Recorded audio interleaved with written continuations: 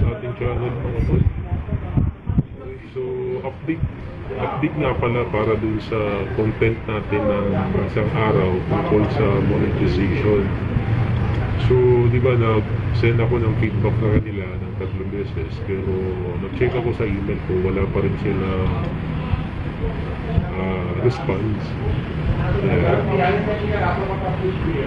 Tapos nag-check ako sa aking YouTube studio. Diba dati naging 2,501. So ngayon nabawasan na siya, naging 2,489 na lang. So good news yan sa atin kasi malapit na ewan ko kung malapit na ba o matagal, siguro matagal-tagal pa yan, kay 2,489 pa lang yung kailangan nating malagpasan na public watch hours bago natin bago ma-monetize ang aking YouTube channel. So parang pinakinggan din nila yung aking feedback pero hindi sila nagre-reply sa aking email. Ayan.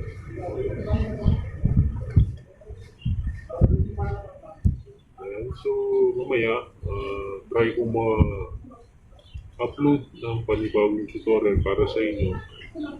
Maraming salamat pala sa lahat ng mga solid na subscribers natin dyan. Umabot na tayo ng 1,114. Yeah, so thank you so much. Sana dumami pa kayo.